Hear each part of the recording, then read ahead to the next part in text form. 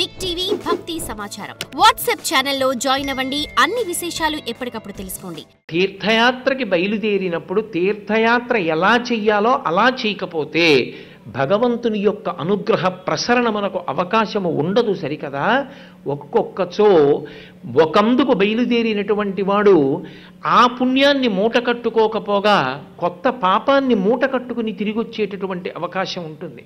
నేను ఒక కార్యాలయంలో పనిచేస్తున్నాను అనుకోండి, నాకు సోమవారం నాడు సెలవు పెట్టి ఏదో వేరే కార్యక్రమం మీద వెళ్ళాలనిపించింది అనుకోండి, నేను చెప్పకుండా సెలవు పెట్టకుండా వెళ్ళిపోయాను అనుకోండి, మరునాడు నన్ను నిలదీస్తారు కాగితం ఇచ్చి, నిన్న నువ్వు ఏ కారణం చెప్పలేదు, సెలవు పెట్టలేదు, ఎవరికీ చెప్పలేదు, ఎలా వెళ్ళిపోయావు, నువ్వు కారణం చెప్పని అడుగుతారు.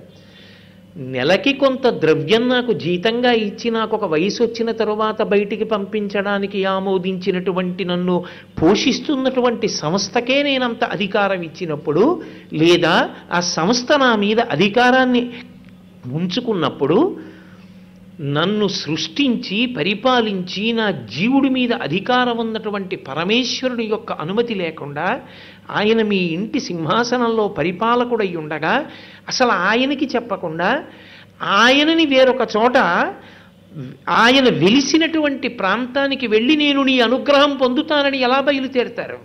అసలు ముందు సింహాసనంలో ఉన్న స్వామి యొక్క అనుమతి తీసుకోవాలి కదా. స్వామి, నేను బయలుదేరుతున్నాను, మీ క్షేత్రానికి వెళుతున్నాను, తండ్రి వెంకటాచలం వెళ్ళాలనుకుంటున్నాను, వెంకటాచలం పరమపావనమైన కొండ, అటువంటి కొండ ఎక్కడానికి, అటువంటి కొండ మీద పాదం పెట్టడానికి, స్వామి పుష్కరిణిలో స్నానం చెయ్యడానికి, అక్కడ కూర్చుని విష్ణు సహస్రం చదవడానికి, అసలు మీ కాలి గోటి కాంతిని చూడడానికి కొన్ని వేల సంవత్సరములు తపస్సు చేశారు కదా.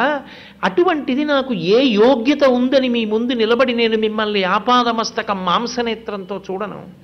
నాకు ఏ యోగ్యత ఉంది? ఎందుకు కాలు పెట్టనిస్తారు నన్ను?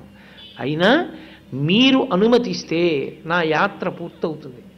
నేను వెంకటాచలం కొండ ఎక్కగలను, లేదా శ్రీశైలం కొండ ఎక్కగలను, నేను పరమేశ్వర దర్శనం చేసుకోగలను. ఎప్పుడు?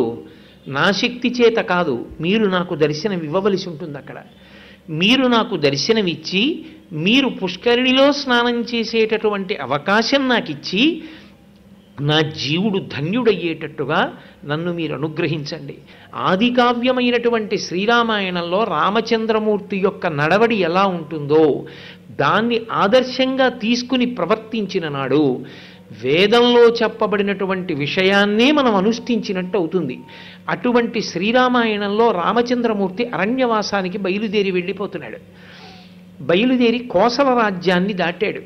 ఆ పొలిమేర దాటుతూ అక్కడ నుంచి వెనక్కి తిరిగి అయోధ్యానగరం వంక చూశాడు. చూసి ఆ అయోధ్యానగరాధిష్టాన దేవతకు నమస్కారం చేశాడు. నమస్కారం చేసి, ఓ నగరాధిష్టాన దేవత తల్లి, నీకు నమస్కారం. నువ్వు అనేక మంది దేవతల చేత పరివేష్టింపబడి ఉంటావు, అటువంటి తల్లివి. నిన్ను నేను నమస్కరించి అనుమతి అడుగుతున్నాను. క్షేమంగా నేను మళ్ళీ వెళ్ళి క్షేమంగా తిరిగి వచ్చి ఈ రాజ్యంలో ప్రవేశించేటట్టుగా నన్ను అనుగ్రహించు అని అడిగి ఆయన బయలుదేరాడు. అంటే మనకి శ్రీరామాయణం వంటి ఆదికావ్యం కూడా ఒక ఊరు విడిచిపెట్టి ఎక్కడికైనా వెళ్ళేటప్పుడు ఆ ఊరి యొక్క అధిష్టానానికి నమస్కరించి వెళ్ళాలి. రేణిగుంట వచ్చిందంటే తిరుపతి వచ్చిన తర్వాత లేద్దామని పడుకోకూడదు. రేణిగుంట దగ్గరే లేచి కిటికీ దగ్గర కూర్చోవాలి. కూర్చుంటే కొండలు కనపడడం మొదలు పెడతాయి. ఆ కొండలు బద్దలైనట్టుగా జేగురు రంగుతో రాళ్లతో కనపడతాయి పైన. అక్కడ స్వామివారి యొక్క నామం, స్వామివారి యొక్క శంఖం చక్రం కనపడతాయి. ఆ దీపాలు వెలుగుతుంటాయి. దూరం నుంచి అసలు మనం ఆ 7 కొండల్ని జుర్రేసుకోవడంతో మొదలు పెట్టాలి. ఆ తిరుపతి పట్టణం అటువంటిది. శంకర భగవత్పాదులు, అన్నమయ్య, పురంధరదాస్ గారు, ఎంతమంది మహాపురుషులు తిరిగిన ప్రదేశము. For more videos like this, subscribe Big TV channel.